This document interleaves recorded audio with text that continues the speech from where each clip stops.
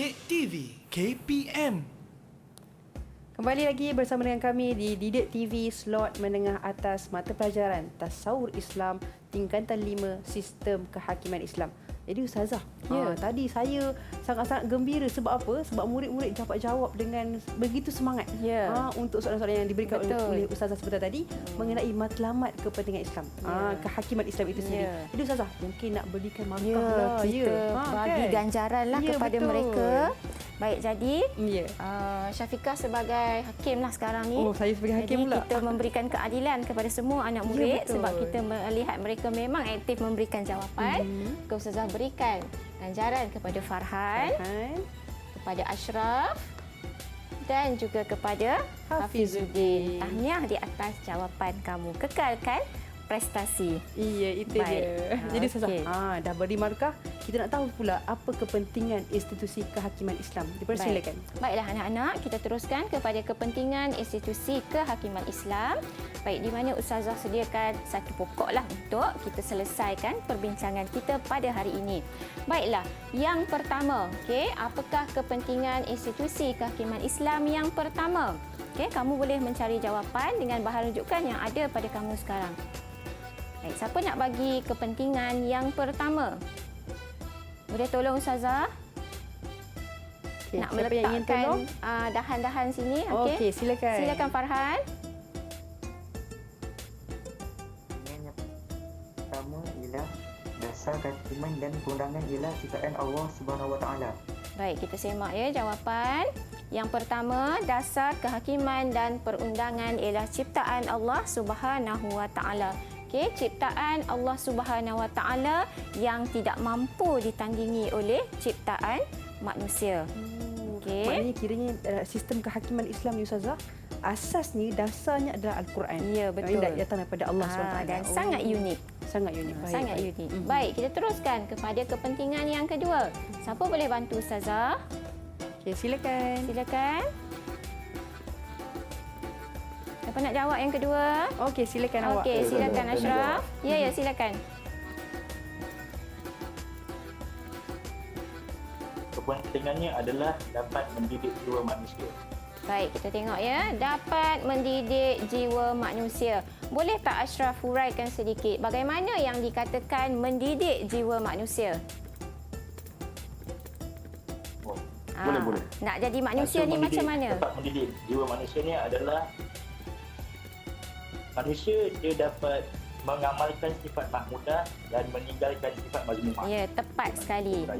Okey, bagus jawapan Ashraf. Okey, yang dikatakan mendidik jiwa manusia ni supaya manusia sentiasa mengamalkan sifat mahmudah dan meninggalkan sifat mazmumah.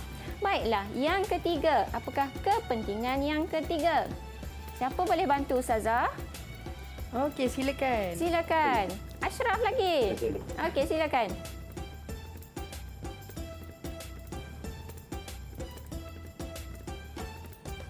Silakan.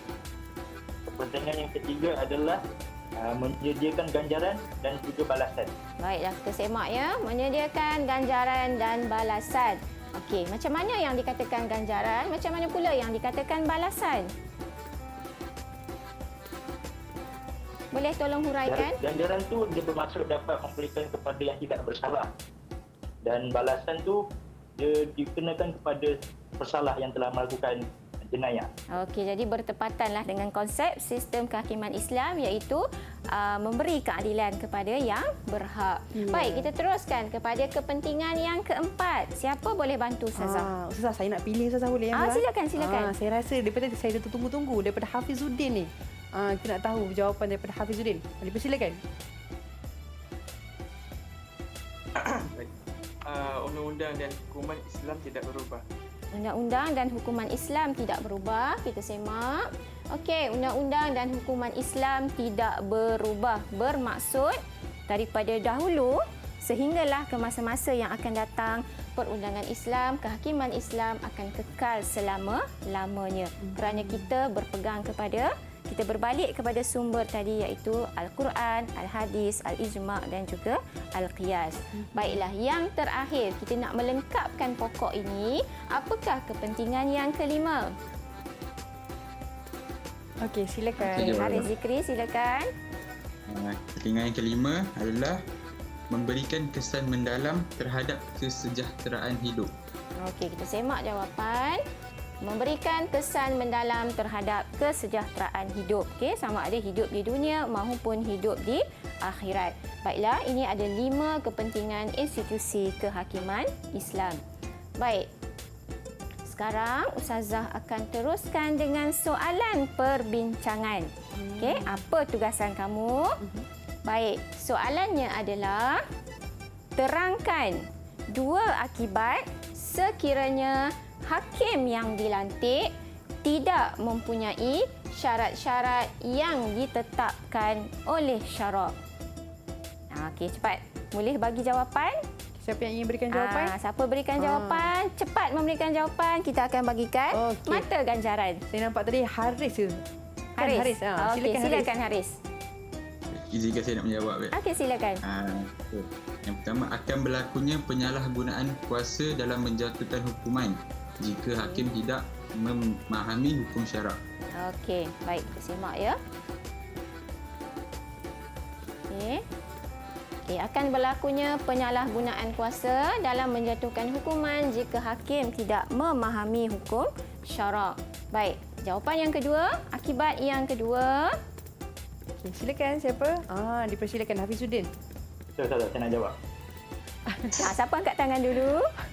Siapa kat tangan dulu tadi? Hafizuddin rasanya. Hafizuddin. Silakan Hafizuddin. Okey. Hakim tidak dapat membuat keputusan yang bijak dan luluh jika tidak berilmu pengetahuan. Okey, kita semak jawapan. Hakim tidak dapat membuat keputusan yang bijak dan menyeluruh jika tidak berilmu pengetahuan. Baik, Ustazah patah balik kepada jawapan yang pertama tadi. Baik, jawapannya akan berlaku penyalahgunaan kuasa dalam menjatuhkan hukuman. Sini kita tandakan 1 markah untuk isi. Dan jika hakim tidak memahami hukum syarak, 1 lagi markah untuk huraian. Okey, ini isi, ini huraian, jadi dapatlah 2 markah. Baik, jawapan yang kedua, hakim tidak dapat membuat keputusan yang bijak dan menyeluruh. Isi 1 markah jika tidak berilmu pengetahuan. Ini adalah huraian. Jadi total 4 markah kamu dapat untuk soalan ini. Baik, soalan yang seterusnya. Ustazah nak beri markah dulu ke pada murid-murid? Saya rasa kena bagi markah dulu. Baik, yang jawab tadi adalah Haris dan juga Haris Hafizuddin. Zikri dan juga Hafizuddin. Hafizuddin, ya. Hafizuddin. Alright. Okey, tanya. Okey, baik. Okey. Kita pindah pula kepada bentuk soalan yang seterusnya. Baik, soalan sebegini adalah soalan pada bahagian A. Okey. Baik, jadi ada disediakan jadual di sini. Okey, RS. Jadi kamu kena penuhkan istilah yang sesuai bagi pernyataan yang diberikan. Baik, jadi Ustazah nak minta tolonglah anak murid membacakan pernyataan dan terus memberikan jawapan. Okey, siapa yang ingin? Okey, silakan. Silakan. Haris lagi. Menghukum, menyelesaikan, menetapkan, memutuskan dan mencegah. Jawapan dia kehakiman. Okey, adakah betul jawapannya kehakiman?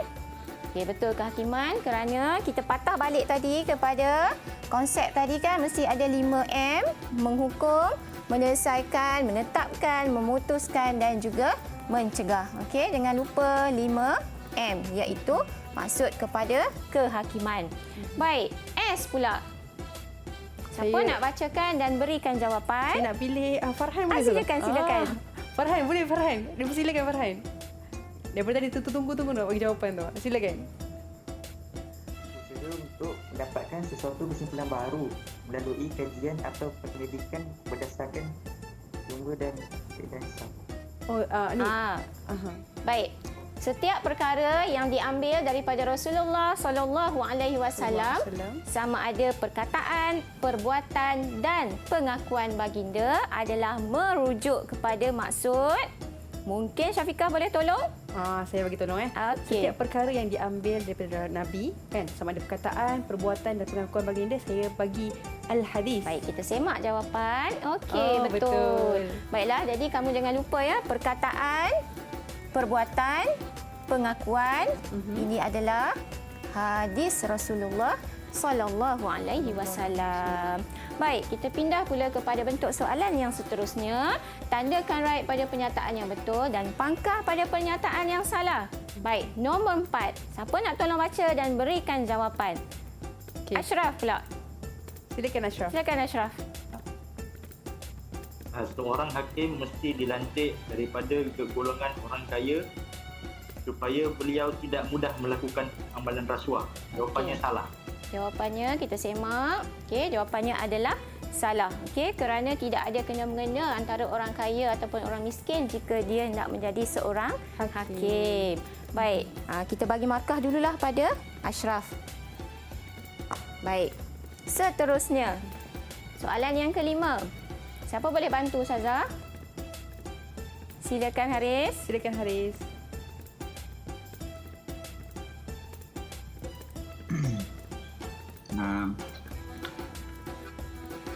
Apa tahu buat terampak. Kepentingan sistem keiminan Islam untuk menyelesaikan masalah manusia secara menyeluruh. Jawapannya betul. Baik, kita semak jawapan. Okey, jawapannya adalah betul. Okey, baik, kita teruskan dengan soalan yang seterusnya. Tadi Ustazah nak bagi markah tak? Ke selepas Kita ni? kumpul dulu. Kita kumpul. Kita Okey, kumpul baik, dulu. baik. Baik, soalan yang seterusnya, soalan yang pertama, nyatakan maksud kehakiman Islam.